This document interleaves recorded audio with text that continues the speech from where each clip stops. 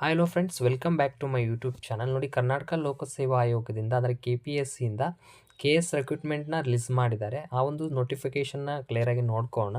So ಅದಕ್ಕೂ ಮುಂಚೆ ನಮ್ಮ ಯೂಟ್ಯೂಬ್ ಚಾನಲ್ ಯಾರು ಇನ್ನೂ ಸಬ್ಸ್ಕ್ರೈಬನ್ನು ಆಗಿಲ್ಲ, ಆದಷ್ಟು ಸಬ್ಸ್ಕ್ರೈಬ್ ಮಾಡ್ಕೊಳ್ಳಿ. ನಮ್ಮ ಟೆಲಿಗ್ರಾಮ್ ಗ್ರೂಪ್ ಯಾರು ಜಾಯ್ನ್ ಆಗಿ ನೋಡಿ, ಅಲ್ಲಿ ಆದಷ್ಟು ಜಾಯ್ನ್ ಆಗಿ ನಾನು ಡಿಸ್ಕ್ರಿಪ್ಷನಲ್ಲಿ ಲಿಂಕ್ ಕೊಟ್ಟಿರ್ತೀನಿ. ಅಲ್ಲಿ ಕ್ವಿಕ್ಕಾದ ಇನ್ಫಾರ್ಮೇಷನ್ಸು ನಿಮಗೆಲ್ಲ ಸಿಗುತ್ತೆ.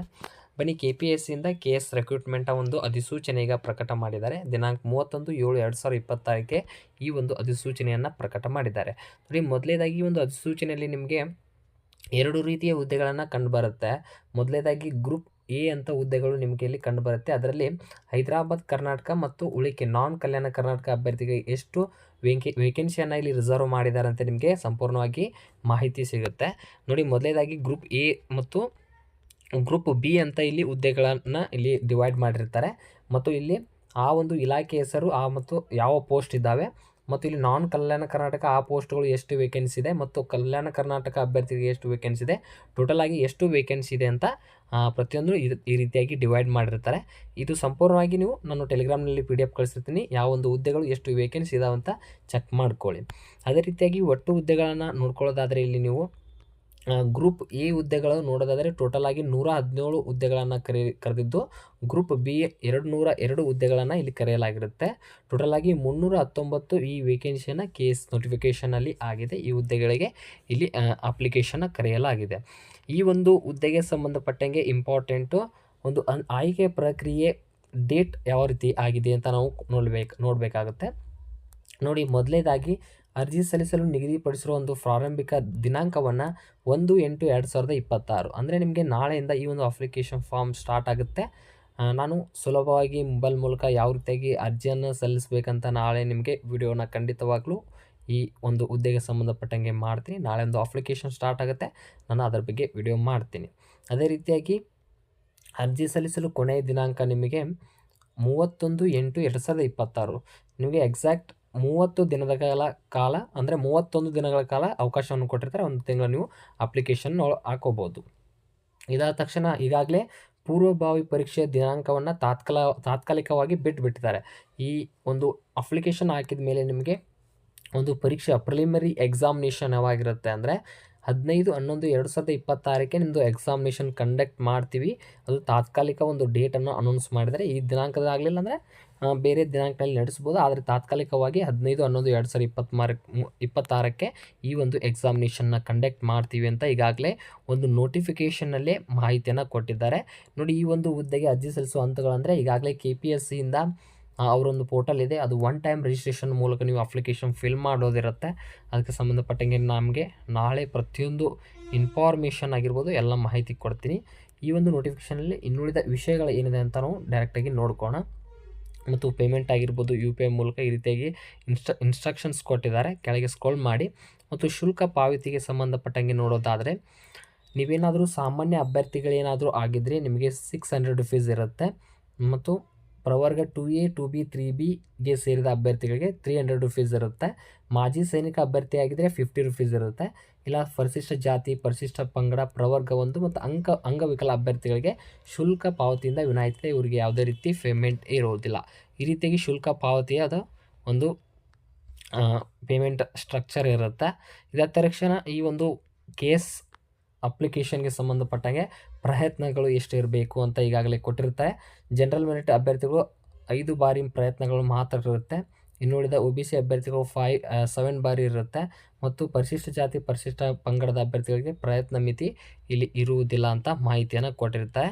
ಇದಕ್ಕೆ ಶೈಕ್ಷಣಿಕ ವಿದ್ಯಾರ್ಥಿ ಏನು ಬೇಕು ಅಂತ ನೋಡೋದಾದರೆ ನೀವು ಸಿಂಪಲ್ಲಾಗಿ ಈ ಒಂದು ಹುದ್ದೆಗೆ ಅರ್ಜಿ ಸಲ್ಲಿಸಬೇಕಂದ್ರೆ ಯಾವುದಾದ್ರೂ ಒಂದು ಪದವಿಯನ್ನು ನೀವೇನಾದರೂ ಕಂಪ್ಲೀಟ್ ಮಾಡಿದರೆ ಪ್ರತಿಯೊಬ್ಬರು ಈ ಒಂದು ಹುದ್ದೆಗೆ ನೀವು ಇಲ್ಲಿ ಅರ್ಜಿಯನ್ನು ಸಲ್ಲಿಸಬಹುದು.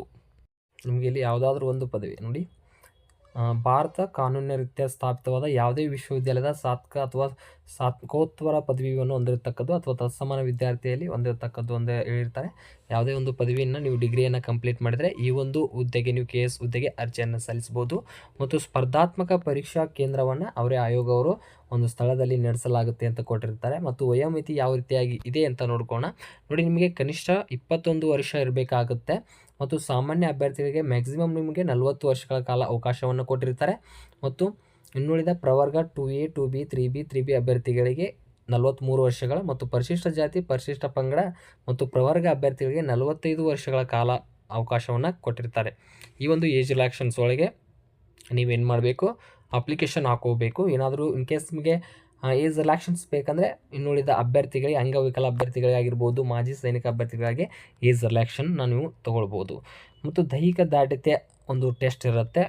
ಒಂದಿಷ್ಟು ಪೋಸ್ಟ್ಗಳಿಗೆ ಮಾತ್ರ ಇದು ಅಪ್ಲಿಕೇಬಲ್ ಆಗುತ್ತೆ. ಅಂದರೆ ಕರ್ನಾಟಕ ಪೊಲೀಸ್ DYSP ಆಗಿರ್ಬೋದು, ಕರ್ನಾಟಕ ಕಾರಾಗೃಹ ಸೇವೆ ಅಬಕಾರಿ ಉಪ ಅಧೀಕ್ಷರು ಅಂತ ಈ 3 ಹುದ್ದೆಗಳಿಗೆ ಮಾತ್ರ ಈ ಒಂದು ಫಿಸಿಕಲ್ ಎಫಿಷಿಯನ್ಸಿ ಟೆಸ್ಟ್ ಇರುತ್ತೆ. ಇದಕ್ಕೆ ಸಂಬಂಧಪಟ್ಟಂಗೆ ಇಲ್ಲಿ ಇನ್ಫಾರ್ಮೇಷನ್ ಇದೆ, ನೀವು ನೋಡ್ಕೋಬೋದು. ನಾನು ಟೆಲಿಗ್ರಾಮ್ನಲ್ಲಿ ಈ ಒಂದು PDF ಡೈರೆಕ್ಟಾಗಿ ಕಳಿಸಿರ್ತೀನಿ.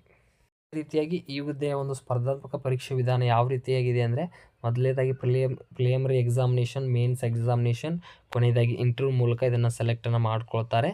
ಮತ್ತು ಸಿಲೆಬಸ್ ಇದೆ ನಿಮ್ಮದು, ಒಂದು ಎಕ್ಸಾಮಿನೇಷನ್ ಸಿಲೆಬಸ್ ಆಗಿರ್ಬೋದು, ಪ್ಯಾಟರ್ನ್ ಆಗಿರ್ಬೋದು, ಪ್ರತಿಯೊಂದು ಇನ್ಫಾರ್ಮೇಷನ್ ನಿಮಗೆ ಇಲ್ಲಿ ಕೊಟ್ಟಿರ್ತಾರೆ. ನೋಡಿ, ಮೊದಲನೇದಾಗಿ ಪತ್ರಿಕೆ 1ನಲ್ಲಿ ನಿಮಗೆ ಈ ರೀತಿಯಾಗಿ ಒಂದು ಸಬ್ಜೆಕ್ಟ್ ವೈಸ್ ಎಷ್ಟು ಕ್ವಶನ್ಸು, ಎಷ್ಟು ಅಂಕಗಳು ಇರುತ್ತೆ ಅಂತ ಪ್ರತಿಯೊಂದು ಇನ್ಫಾರ್ಮೇಷನ್ನ ಕೊಟ್ಟಿದ್ದಾರೆ. ನಾನು ಟೆಲಿಗ್ರಾಮ್ನಲ್ಲಿ ಈ ಒಂದು PDF ಸೆಂಡ್ ಮಾಡಿರ್ತೀನಿ. ಕ್ಲಿಯರಾಗಿ ನೀವು ಪ್ರತಿಯೊಬ್ಬರು ನೋಡ್ಬೋದು.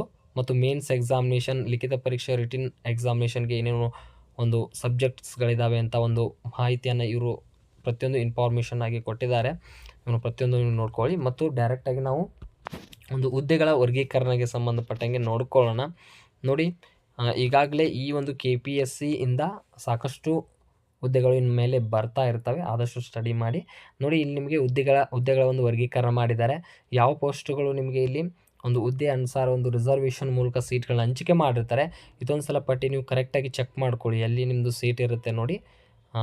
ಈ ರೀತಿಯಾಗಿ ಇದೆ. ಆದರೆ ಇದೇ ಒಂದು ಹುದ್ದೆಗೆ ಅಂತ ಸೆಲೆಕ್ಟ್ ಮಾಡೋಂತಿಲ್ಲ, ಎಲ್ಲದ ಹುದ್ದೆಗೆ ವರ್ಗೀಕರಣ ಮಾಡಿರ್ತಾರೆ. ಅದರ ಪ್ರಕಾರ ಅವರು ಒಂದು ಕಟ್ ಆಫ್ ತೆಗಿತಾರೆ, ನಿಮಗೆ ರಿಸರ್ವೇಷನ್ ಸೀಟ್ ಕೊಡ್ತಾರೆ. ನೋಡಿ, ಪ್ರತಿಯೊಂದು ಈ ರೀತಿಯಾಗಿ ನಿಮಗೆ ಒಂದು ಹುದ್ದೆಗಳ ವರ್ಗೀಕರಣವನ್ನು ಮಾಡಿರ್ತಾರೆ. ಯಾವ ಹುದ್ದೆಗಳು ಎಷ್ಟಿದ್ದಾವೆ ಅಂತ ಈ ರೀತಿಯಾಗಿ ನೀವು ನೋಡ್ಕೋಬೋದು. ಈ ರೀತಿಯಾಗಿದೆ. ಆದರೆ ಇಲ್ಲಿ ನಿಮಗೆ ಈ ಒಂದು ನೋಟಿಫಿಕೇಷನಲ್ಲಿ ಇಂಪಾರ್ಟೆಂಟು, ಈ ಟೋಟಲ್ ಆಗಿ 319 ಹುದ್ದೆಗಳು ಮತ್ತು ಇಲ್ಲಿ ಇಂಪಾರ್ಟೆಂಟ್ ಡೇಟ್ಸ್ ನಿಮಗೆ ಇಲ್ಲಿ ಇಂಪಾರ್ಟೆಂಟ್ ಆಗಿರುತ್ತೆ. ಈ ಒಂದು ಹುದ್ದೆಗೆ ನಿಮಗೆ ನಾಳೆ ಅಪ್ಲಿಕೇಶನ್ ಸ್ಟಾರ್ಟ್ ಆಗುತ್ತೆ. 31/8/2026ಕ್ಕೆ ಕೊನೆಯ ದಿನಾಂಕ ಆಗಿರುತ್ತೆ. ನಿಮ್ಮದು ಪ್ರಿಲಿಮಿನರಿ ಎಕ್ಸಾಮಿನೇಷನ್ 15/11/2026 ಇರುತ್ತೆ.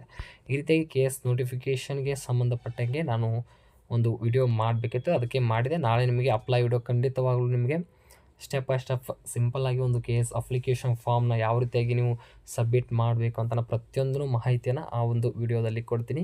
ಈ ಒಂದು ವಿಡಿಯೋ ಇಷ್ಟ ಆದರೆ ಆದಷ್ಟು ಲೈಕ್ ಮಾಡಿ, ನಿಮ್ಮ ಫ್ರೆಂಡ್ಸ್ಗಳಿಗೆ ಆದಷ್ಟು ಶೇರ್ ಮಾಡಿ ಅಂತ ಹೇಳ್ತಾ, ಈ ಒಂದು ವಿಡಿಯೋ ನೋಡಿದ್ದಕ್ಕೆ ನಿಮಗೆ thank you for the watching. Thank you.